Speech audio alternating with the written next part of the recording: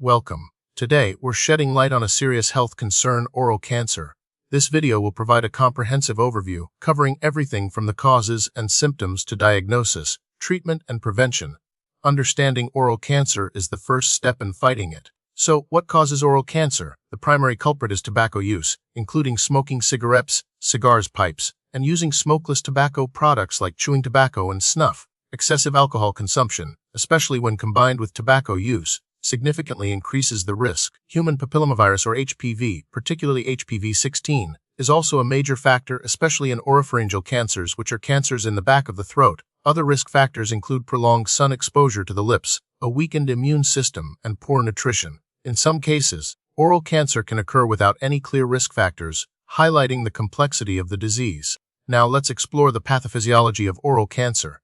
At its core, oral cancer develops when cells within the mouth, or oropharynx, undergo genetic mutations.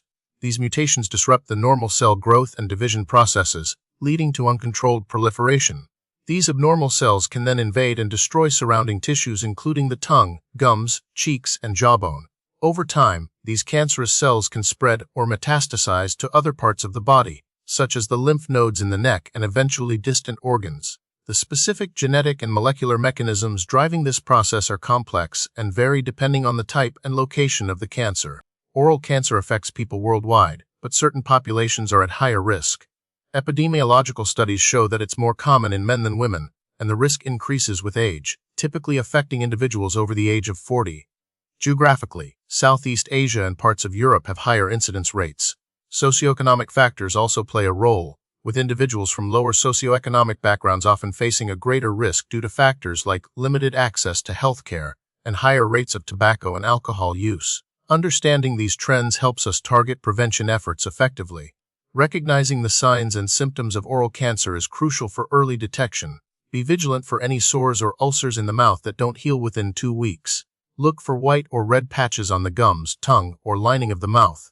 Difficulty swallowing or chewing. Persistent hoarseness, numbness in the mouth or tongue, a lump or thickening in the cheek, or loose teeth can also be warning signs. Unexplained bleeding in the mouth and persistent ear pain should also be checked out. If you experience any of these symptoms, it's essential to consult a healthcare professional promptly. Diagnosing oral cancer typically involves a thorough clinical examination by a dentist or doctor. If a suspicious lesion is found, a biopsy is performed. This involves taking a small tissue sample and examining it under a microscope to determine if cancerous cells are present. Imaging tests, such as X-rays, CT scans, MRI scans, and PET scans, are used to assess the extent of the cancer and whether it has spread to other parts of the body. These tests help determine the stage of the cancer, which is critical for guiding treatment decisions. Oral cancers are classified based on their location and the type of cells involved. Squamous cell carcinoma is the most common type, accounting for over 9% of oral cancers. It arises from the squamous cells that line the mouth and throat. Other less common types include verrucous carcinoma, salivary gland cancers, and lymphomas. Furthermore, oral cancers are staged based on the size of the tumor, whether it has spread to nearby lymph nodes, and whether it has metastasized to distant sites. The TM staging system, tumor node metastasis, is commonly used to describe the extent of the disease. Treatment for oral cancer depends on the stage, location, and type of cancer, as well as the patient's overall health. Common treatment modalities include surgery to remove the tumor, radiation therapy to kill cancer cells using high-energy rays, and chemotherapy, which uses drugs to kill cancer cells throughout the body. Targeted therapy, which uses drugs that specifically target cancer cells, and immunotherapy, which boosts the body's immune system to fight cancer, are also becoming increasingly important treatment options. Often, a combination of these treatments is used to achieve the best possible outcome. Supportive care, including pain management and nutritional support, is also crucial throughout the treatment process.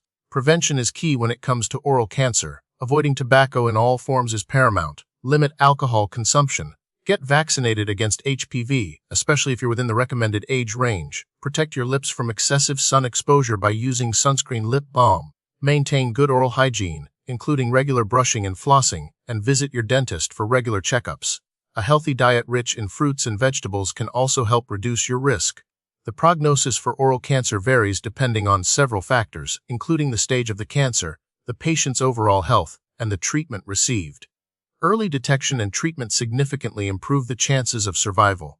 Recent advances in treatment, such as targeted therapy and immunotherapy, are offering new hope for patients with advanced disease. Ongoing research is focused on developing new and more effective treatments, as well as improving our understanding of the genetic and molecular mechanisms that drive oral cancer development.